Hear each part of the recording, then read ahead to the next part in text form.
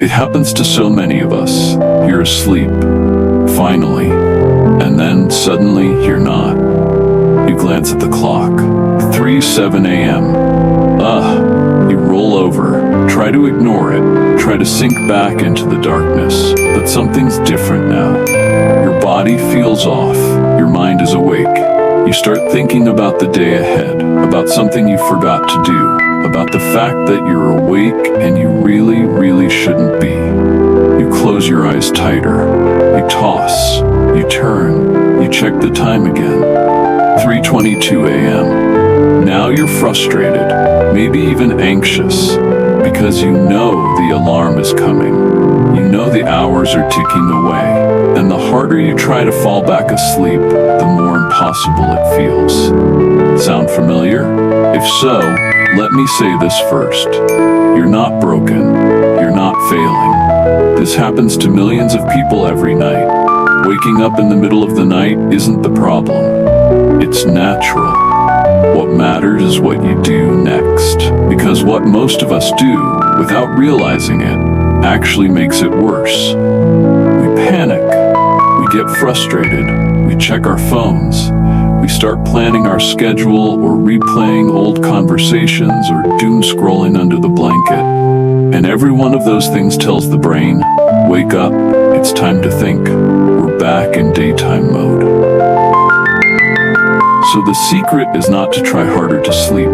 It's to try softer, to shift the nervous system back into safety, to guide the body gently, not back into sleep, but into stillness. And from that stillness, sleep can return. Here's where we start. The moment you realize you're awake, don't fight it. Don't label it as bad. Don't say, oh no, not again. Just acknowledge it, gently. Okay, I'm awake.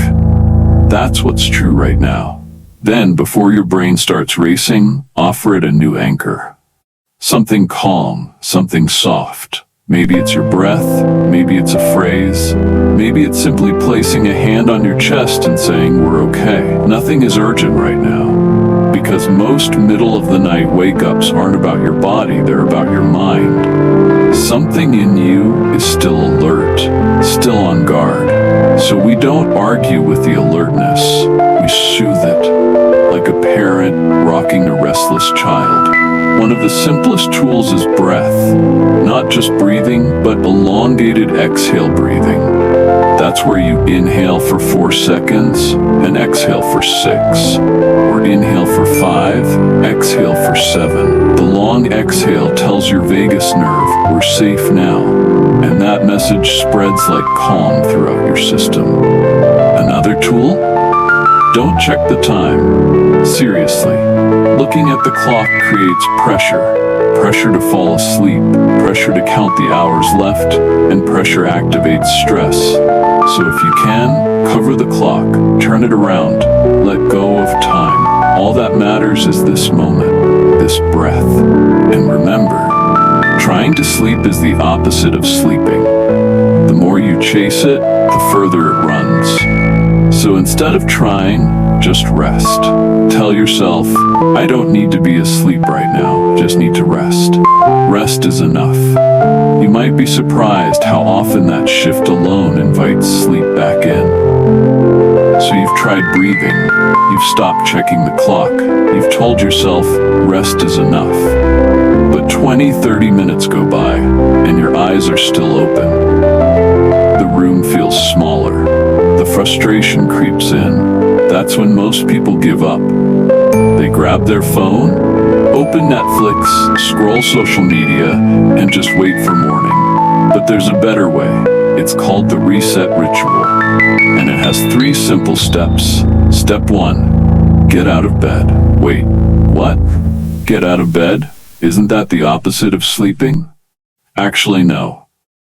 Staying in bed while wide awake can train your brain to associate the bed with anxiety, with tossing and turning, with pressure. And we don't want that.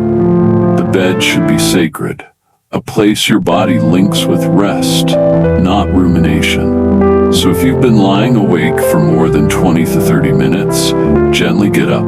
Don't turn on bright lights.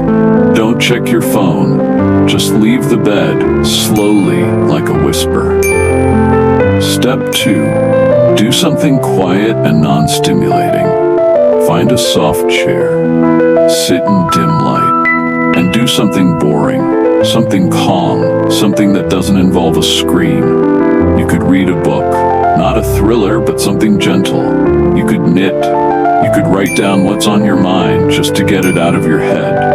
You could sit and sip warm, non-caffeinated tea. The goal isn't to tire yourself out. The goal is to let your nervous system downshift, to tell your brain, there's nothing urgent, we're just being. What you're doing here is resetting your mental environment.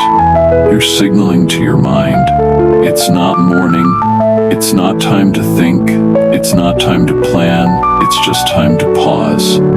That pause is where sleep can sneak back in. Step 3. Return to bed only when sleepy. That part is key. Don't go back to bed just because it's been a while. Go back when your eyelids feel heavy again, when your body starts to sink, when you feel the whisper of drowsiness calling you back. That's your window. Climb into bed gently. Keep the lights low. Don't look at the clock. Just lie down like you're falling into a warm sea. No pressure, no expectations, just rest. Sometimes you'll fall asleep quickly, sometimes you won't. But even if sleep doesn't come right away, you've just protected your relationship with your bed. You've taught your brain, this space is for rest, only for rest. And that, over time, rewires your sleep pattern. You can even turn this reset ritual into something you look forward to, instead of dreading those 3 a.m. wake-ups. Maybe you have a soft blanket you only use at night. Maybe you keep a favorite book by the chair. Maybe you light a candle. Make the ritual soothing, gentle, a kindness to your body, not a punishment. Here's the truth most people never hear. Waking up in the middle of the night doesn't mean something is wrong. It means your body is cycling. It means your mind is alert. It means sometimes your nervous system just needs a little help finding its way back. That's not failure. That's being human. And what if, instead of fighting the moment, you welcomed it? What if 3 a.m. wasn't a curse, but a quiet invitation? A space where the world goes still and you get to meet yourself without noise.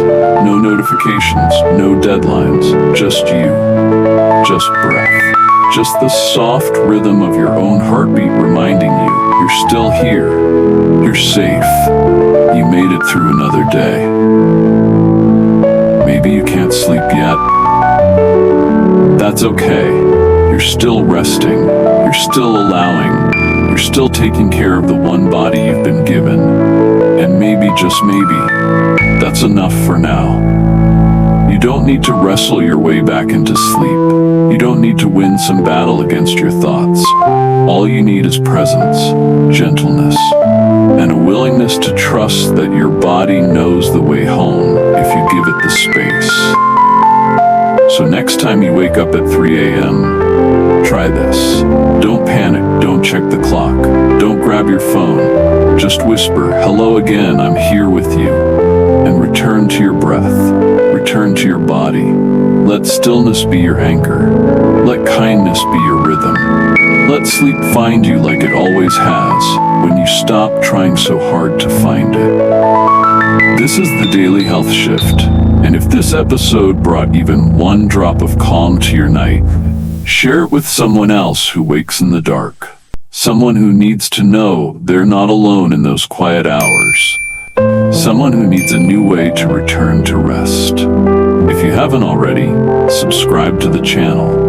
Each week, we're building a softer space to land. One breath, one thought, one gentle night at a time. And in the comments, tell me, what helps you feel safe when you're awake in the middle of the night? Until next time, may your wake-ups be gentle, your rituals sacred, and your sleep deep enough to carry you into a new day with grace. Good night.